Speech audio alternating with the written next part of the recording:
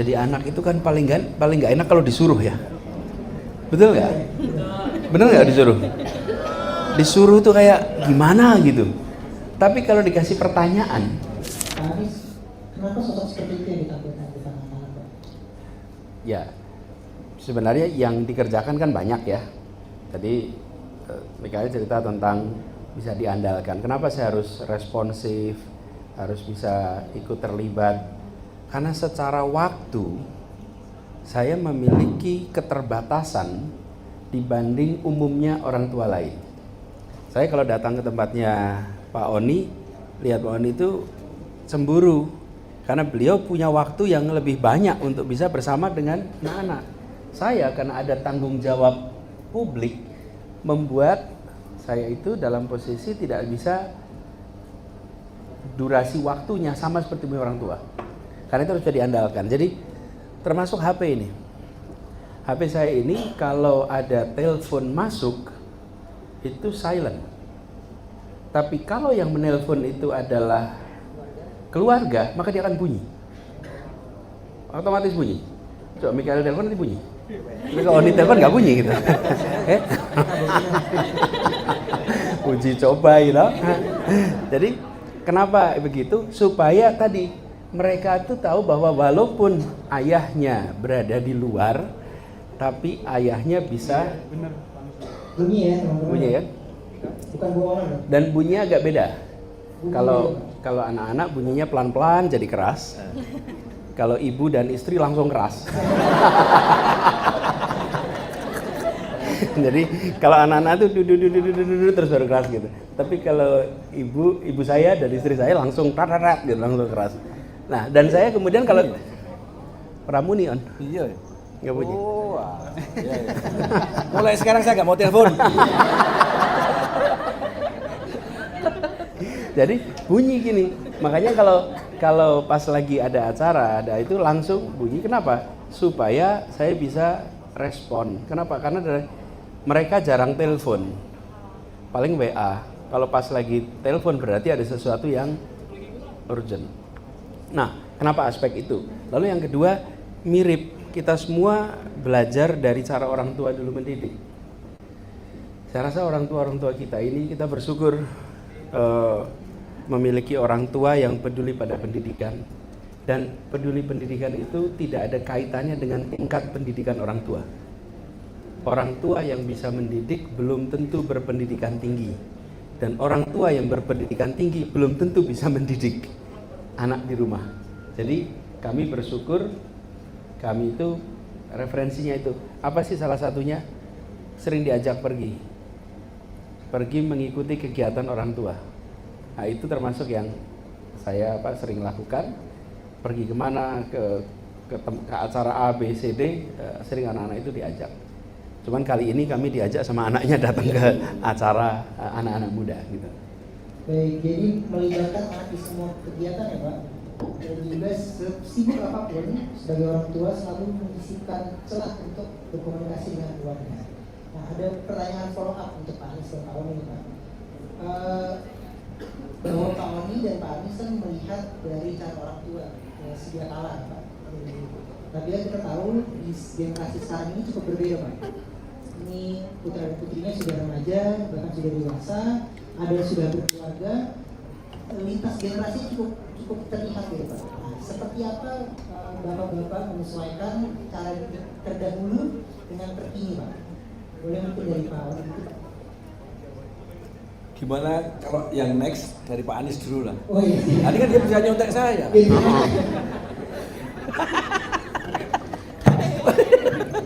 Sebetulnya kalau yang kebiasaan nyontek yang satunya Pak.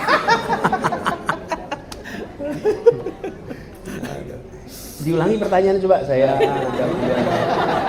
udah nggak merhatiin, saya pikir pertanyaan buat Pak Oni, jadi saya nggak ngikutin kan. Ditanyain ke saya, ampun. Bagaimana cara menyesuaikan Pak, cara didik terdahulu dengan yang terkini? Cara apa? Mendidik orang tua yang terdahulu, kan Bapak melihat dari orang tua Bapak dan dicontohkan kepada anak-anak Bapak, itu kan generasi sudah berbeda Pak. Bagaimana Bapak menyesuaikan itu Pak? Sebetulnya tidak ada rumus ya, karena ini agak beda nih. Kalau Kalau di ruang kelas barangkali kita punya kurikulum. Kalau di rumah itu tidak ada kurikulum seperti itu. Kebiasaan yang terjadi di rumah adalah wujud dari nilai yang dimiliki. Misalnya, nilainya menghormati tamu. Maka wujudnya adalah apa? Kebiasaan untuk menghargai tamu datang. Nilainya adalah tentang integritas, kejujuran. Wujudnya adalah dengan kebiasaan menyampaikan apa adanya. Jadi kebiasaan-kebiasaan yang ada di rumah itu adalah bawaan dari nilai kita. Nah, nilai kita didapat dari salah satunya pendidikan di masa lalu. Jadi ketika bicara tentang masa kini, ya tentu dengan perubahan teknologi digital, teknologi komunikasi, modelnya menjadi berubah. Tapi prinsipnya saya rasa sama. Terima kasih Pak. Untuk Pak Oni mungkin Pak? Masih sama pertanyaannya. Masih sama Pak?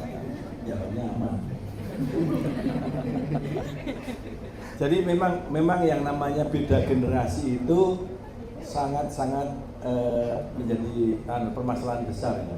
Seperti hanya pada waktu kita kecil, saya kecil dulu melihat sosok orang tua itu sesuatu yang berbeda, galak, berwibawa, menakutkan dan sebagainya kan. Sehingga kita itu di zaman saya takut sama orang tua saya.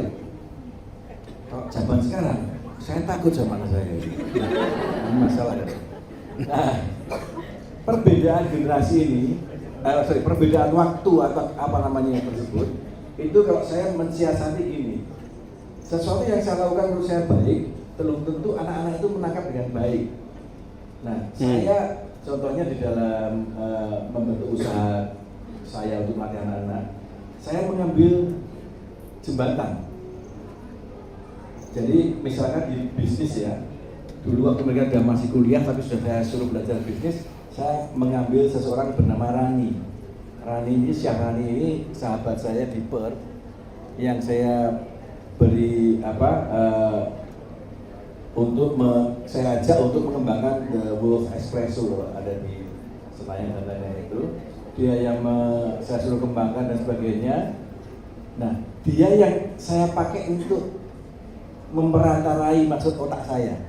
Karena kadang-kadang apa yang saya sampaikan belum tentu diterima generasi sekarang dengan baik.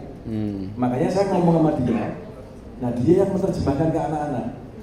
Itu pun masih banyak permasalahan yang nggak sampai karena kadang-kadang anak-anak kan merasa bahwa jangan-jangan suaranya Om Rani bukan dari saya. Padahal sumpah 100% saya itu.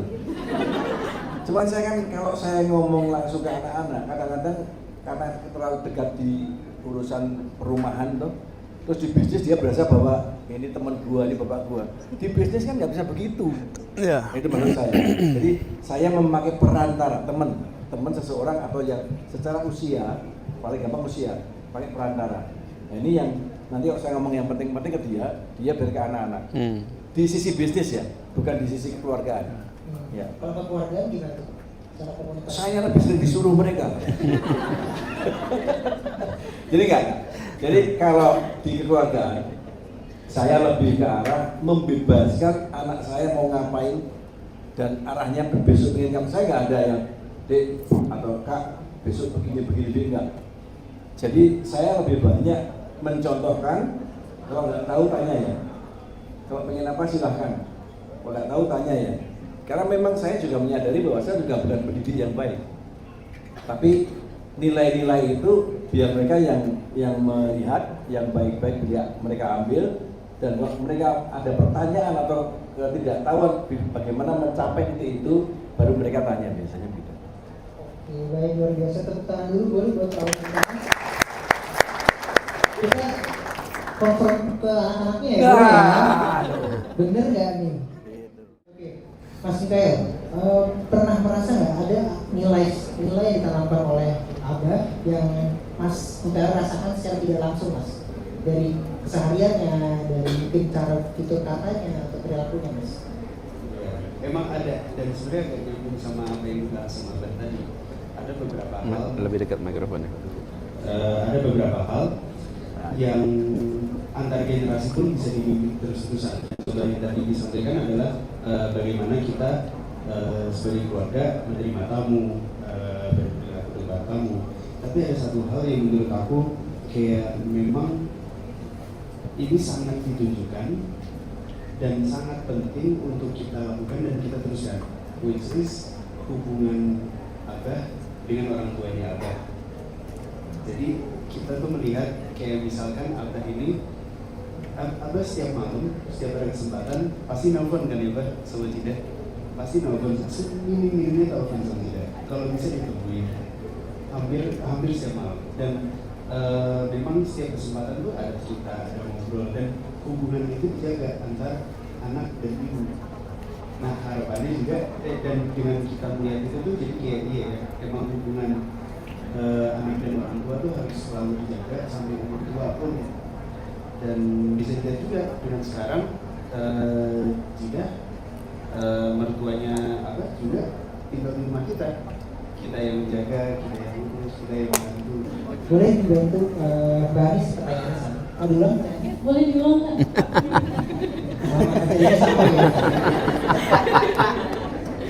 Pernah ada momen yang ditunjukin oleh Pak Oni di rumah secara langsung maupun nggak langsung, Mbak?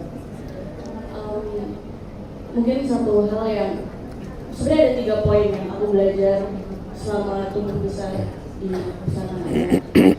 Bahwa ayah tuh nggak pernah nyuruh aku untuk bagus di akademik, tapi ayah tuh selalu bilang ujian aku cuma 3. Ini bapaknya Kak Abi by the way. Yang pertama, aku janji gak nyontek, tapi ngurusin orang tua juga. Bahwa ayah ibu tuh selalu apapun yang terjadi, orang tua tuh nomor 1. Kita bisa pernah ada kejadian kita lagi liburan ke Eropa, kita baru duduk di kasur hotel, tiba-tiba ayah ditelepon. Kakek aku itu lagi sakit, terus dia nyariin ayah, langsung pesen tiket pulang. Nggak ada bayi, padahal kita baru nyampe itu. Ya udah ayah pulang, ibu ikut, aku sama kakak ditinggal. Iya. Nah terus yang kedua itu sedekah.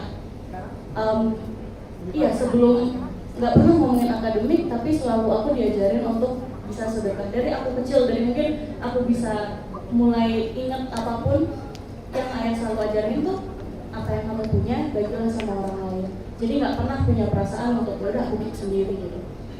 Dan yang ketiga itu untuk selalu bersyukur. Jadi ayah tuh selalu percaya apapun masalah di hidup kita yang bisa jadi solusinya tuh bersyukur. Karena kalau kita bersyukur dan nggak ngeliat apa yang orang lain punya, itu letak bahagia dan peace di hidup kita. Luar biasa, tepuk tangan dulu ya. Jadi hubungan antara orang tua dan anak itu tidak terletak oleh waktu, sedekah dan juga selalu bersyukur. Luar biasa. Mungkin boleh ada pertanyaan lanjutan ya untuk Pak Anis ya? Masa sekarang? Ya. Selama Bapak mendidik putra dan putri Bapak, metode komunikasi apa yang Bapak rasa paling efektif?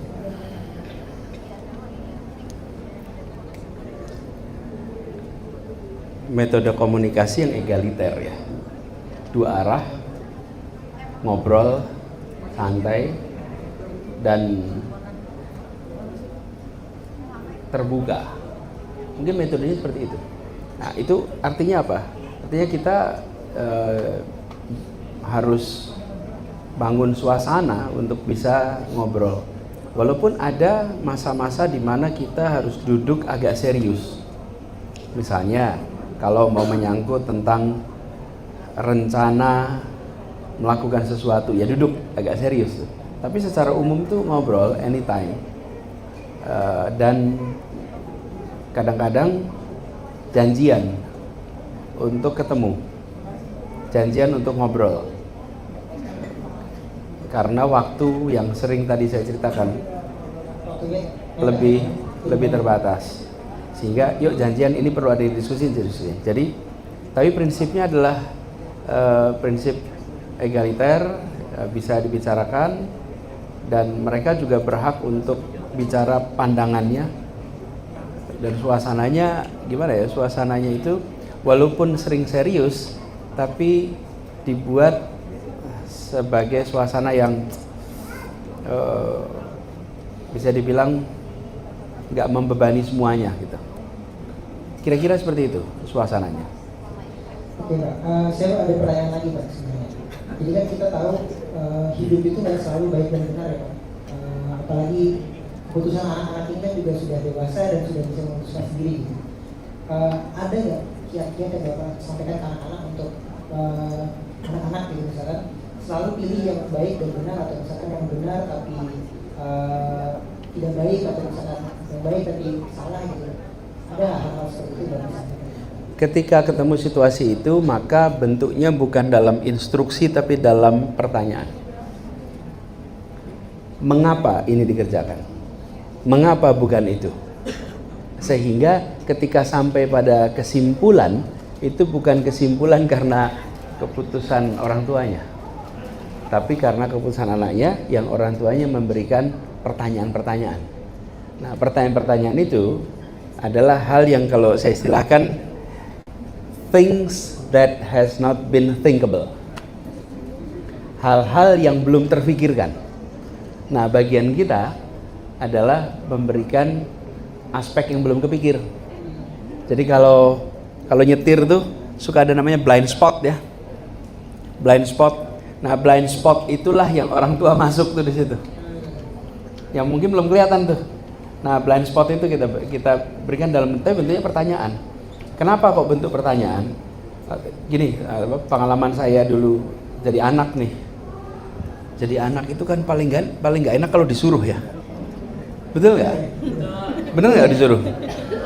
Disuruh tuh kayak gimana gitu. Tapi kalau dikasih pertanyaan, itu beda rasanya. Beda sih rasanya. Jadi teman-teman semua di sini nih, teman-teman bisa berdiri, teman-teman. Bisa aja, jawab aja bisa.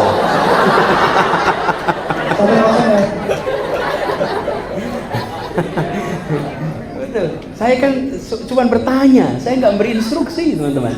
Saya tanya teman-teman, bisakah berdiri? Udah sebagian langsung mau berdiri, bukan? Tapi kalau saya bilang, Anda semua yang di sini harap berdiri. Apa sih orang itu? Bener nggak teman-teman? Rasanya lain tuh. Nah, jadi dari pengalaman saya sebagai anak terima instruksi, akhirnya saya sering kami sering bentuk pertanyaan. Walaupun meskipun begitu, ada juga masa udah dikasih pertanyaan nggak jalan pula gitu. Bener nggak Mik? Nah kalau yang gitu sampai instruksi udah itu. Cuman di situasi seperti itu alhamdulillah jarang. Nah, tanpa kita sadari nih ya, tanpa kita sadari apa sih yang muncul ini di budaya kita, yang muncul itu namanya sensitivity. Tidak perlu dikatakan sudah dipahami, karena sering dalam bentuk pertanyaan.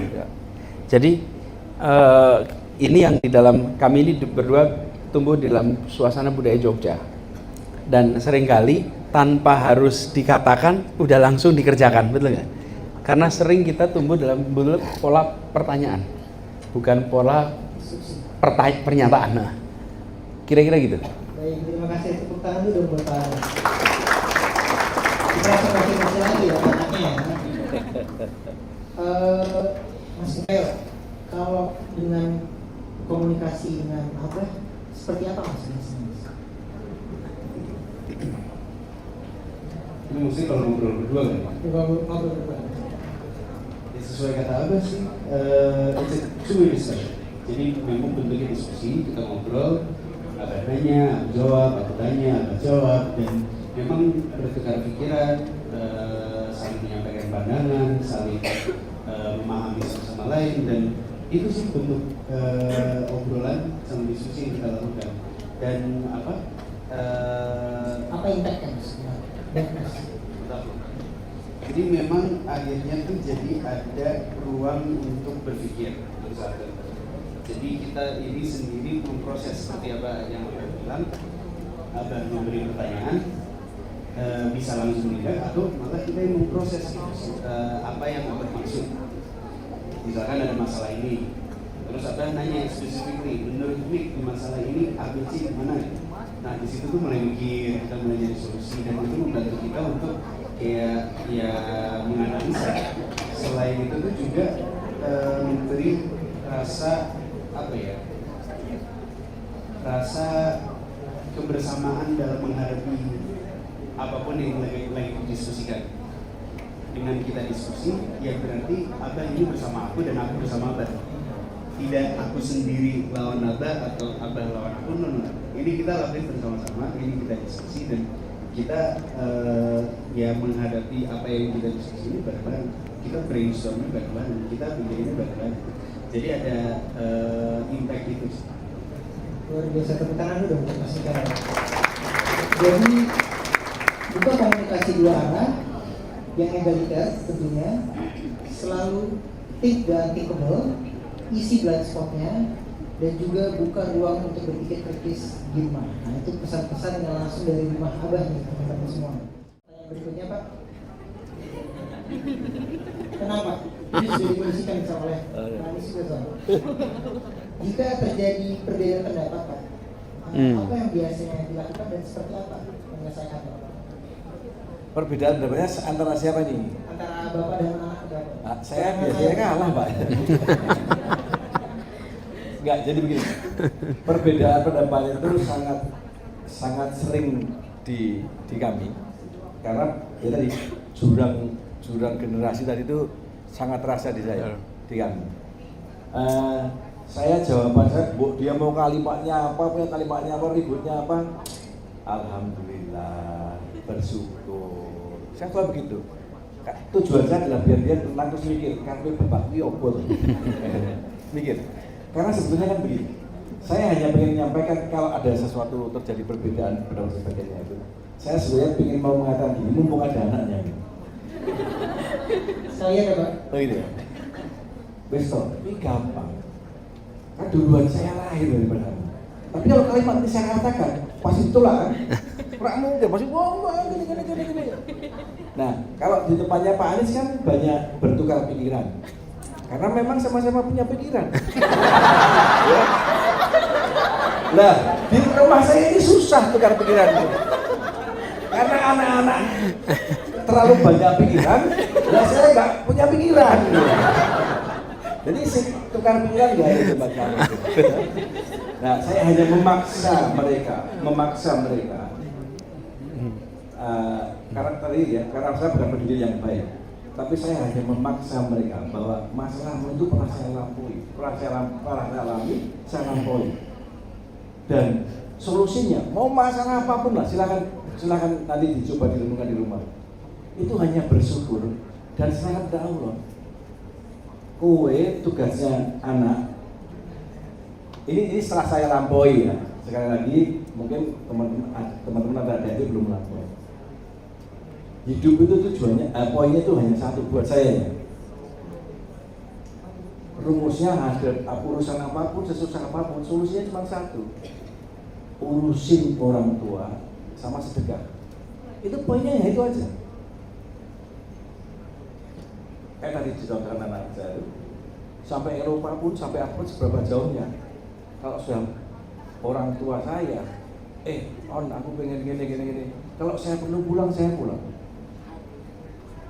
Bahkan waktu mereka kecil, kami 11 tahun di Perth, di Australia. Saya hampir 2 minggu sekali di Australia, 2 minggu di Indonesia. Ya. Tapi akhirnya di antara 11 tahun itu saya kebanyakan di Indonesia dan kebanyakan di Jogja. Bahkan ada teman-teman atau saudara bilang bahwa loh, ini rumahnya tuh dewi, tapi kalau bapak ibu sakit, saya yang pertama kali di Jogja.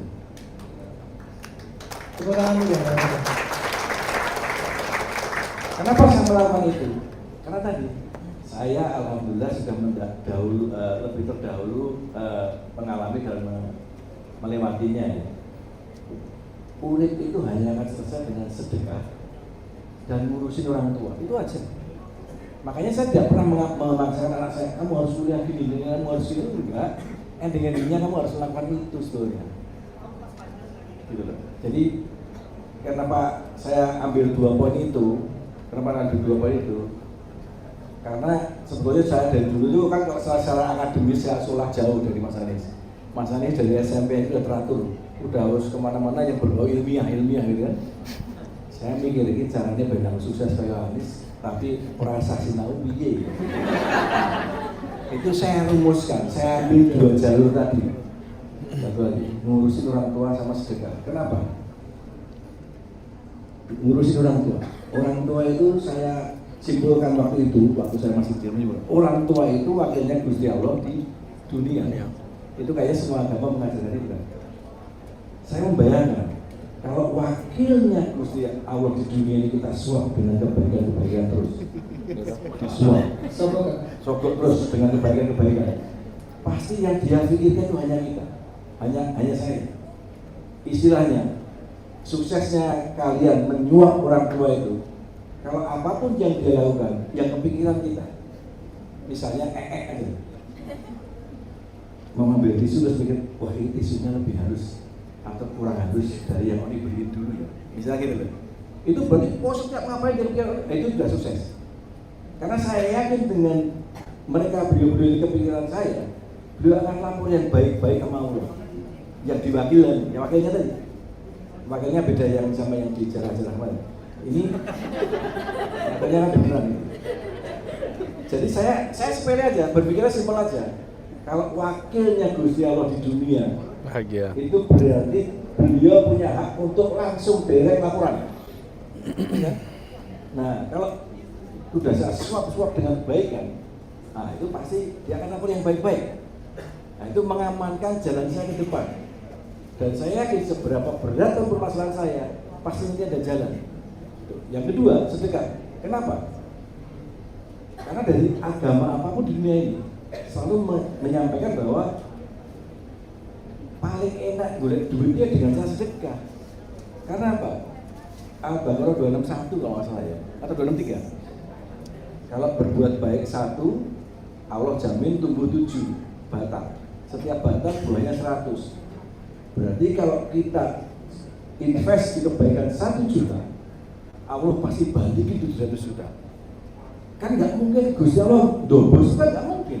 Bohong kan nggak mungkin toh. Ya udah yakinin itu aja. Jadi itu yang selalu saya ajarkan anak Kristo. MLM yang paling top itu sama Gusti Allah. Nggak mungkin tinggal lari. Wes jus.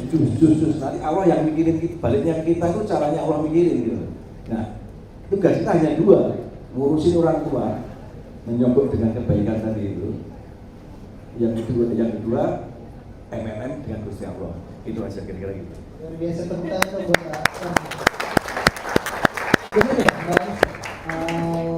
Sering seperti ini ya, kalau di rumah sering memberitahu Pak Anies ini. Untuk nyogok gitu. Apa dampaknya Mbak dan kakak Mbak? Dampaknya apa ya? Mungkin hal-hal yang diajarkan oleh ayah tuh jadi hal yang normal, hal yang otomatis gitu. Tapi kalau sekarang Gen Z suka dengernya manifesting kan. Manifesting. Sedekah dan ngurusin orang tua tuh sebenarnya manifesting the old ways. Jadi menurut aku masuk banget sih. Oke, jadi mengkiasnya dengan itu ya, manifesting ya Mbak. Betul. Tapi ajaran Bapak tetap ya Pak? Bapak-bapak. Oke, baik, luar biasa. Bukan dong buat Mbak Anies. Mbak, aku mau nanya lagi Mbak. Jadi Mbak Anies ini kan banyak kuliah di luar negeri ya, sering ke beberapa negara, terus dan itu jangka waktunya panjang ya. Gimana cara Mbak Anies tetap dekat sama rumah? Apa yang dipersiapkan? Mungkin karena aku anak perempuan ya, jadi emang dari sananya kini pengen telepon, ngechat, oh iya aku kangen gitu kan. Tapi di sini tuh aku melihat peran ayah tuh lebih besar dari aku untuk apa ya, bikin hubungan kita dekat. Meskipun kita jauh pun, ayah tuh orang pertama yang selalu ada ketika aku sedih. Bahkan sampai di titik ada pernah sekali aku lagi exchange ke Jepang, itu pertama kalinya aku tinggal sendiri tanpa orang tua, tanpa aku kenal siapapun, dan bahasanya juga beda kan, bukan bahasa Inggris. Di situ tiba-tiba aku putus cinta. Remaja banget biasa dong. Putus cinta, bapaknya pusing deh. Terus aku nggak curhat ke sahabat, nggak curhat siapa, aku curhat ke ayah. Tiba-tiba 3 hari kemudian ayah ngechat, Dek, itu ada yang ngirimin makanan, ayah ngirimin ada yang mau makan apa, kirimin, oke, aku turun, tiba-tiba ada ayah di bawah. Luar biasa. Jadi ya di sini aku nggak melihat aku doang sih yang apa ya maintaining the relationship. Banyaknya aku berterima kasih sama ayah udah sayang sama aku. Luar biasa. Tepuk tangan lagi mas lagi. Luar biasa. Sebenarnya masih banyak yang pengen kita tanya, tapi berhubung kita ada keterbatasan waktu, langsung ke pertanyaan terakhir aja ya. Habis ini soal kita games, tenang kalau. Pertanyaan terakhir ini. Tadi setelah diskusi ini kita tahu bahwa hubungan antara anak dan orang tua itu tidak akan pernah datang oleh waktu. Apalagi di saat nanti kita seperti saya masih ada bapak saya kebetulan, dan alhamdulillah saya sudah juga punya anak. Jadi ayah saya juga masih suka memberikan nasihat-nasihat, dan ini tidak akan putus sampai kapanpun. Pertanyaannya untuk Pak Anies dulu Pak, nilai apa yang Bapak ingin turunkan melalui Mas Mikael ke anak Mas Mikael Pak?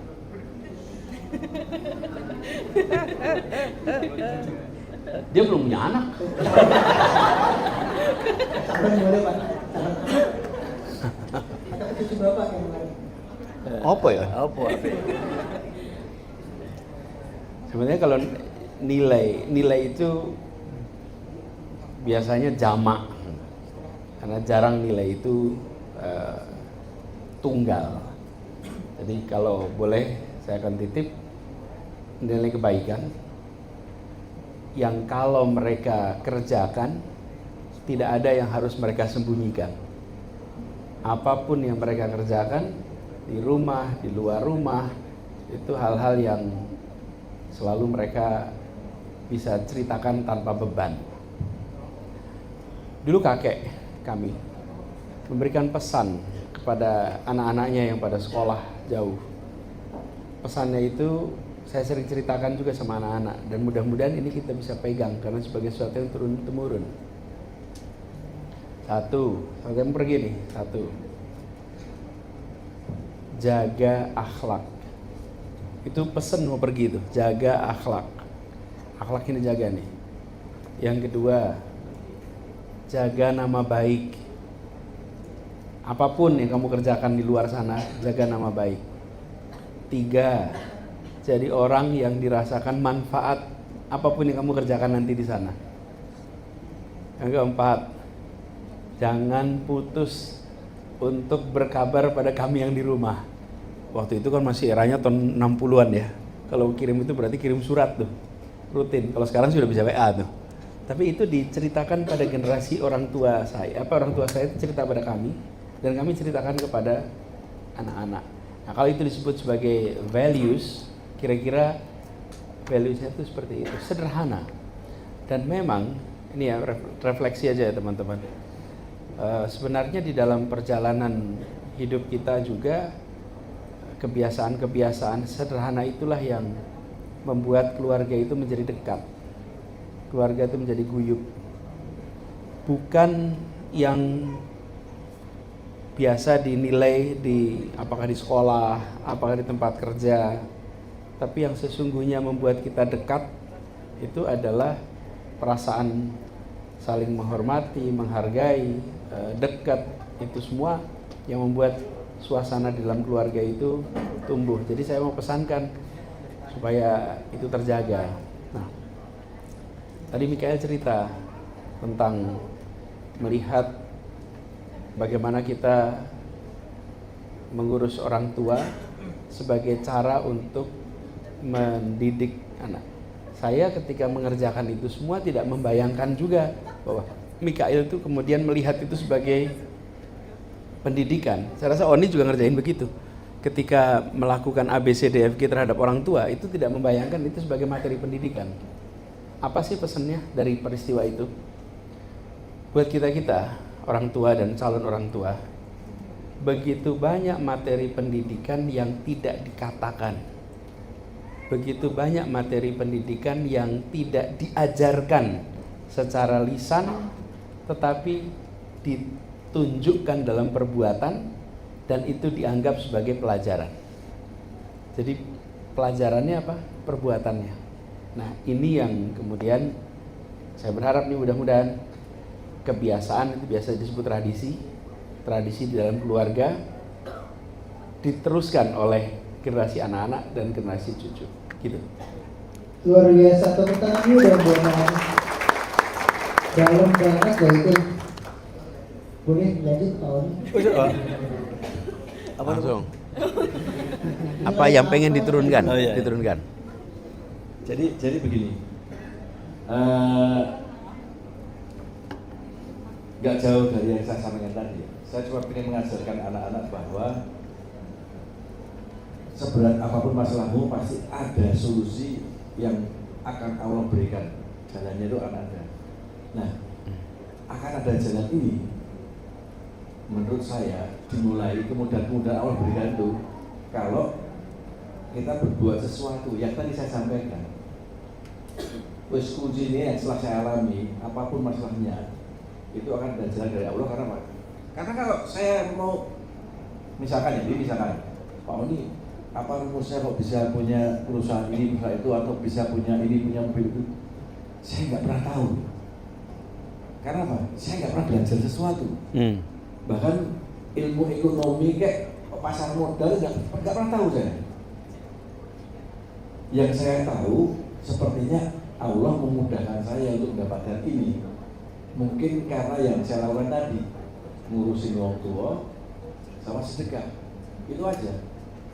Jadi kalau saya ingin menanamkan ke anak-anak ya, wis toh, lakukan itu aja. Gak usah terbawa arus dunia lagi, tren ini gini gitu, harus sekolah ke sana begini begitu. Itu tuh apa ya? Kalau semua orang ke arah selatan, kamu terus ikut ke selatan, persentase kamu belajar itu kecil. Itu maksud saya. Saya nggak pernah melakukan sesuatu yang orang lagi tren, apalah jualan sesuatu yang booming apa. Terus saya diajak teman mau invest, enggak mau saya. Jangan pernah melakukan sesuatu yang lagi tren semua orang berpikir itu, kamu ke situ nggak usah. Persentasenya kecil, sih rebutannya sakit kok. Wis, apapun masalahmu, apapun pemikiranmu, 2 poin tadi itu aja. Ngurusi wong tua, sedekah, itu aja. Kira-kira gitu. Terima kasih. Baik, terima kasih luar biasa.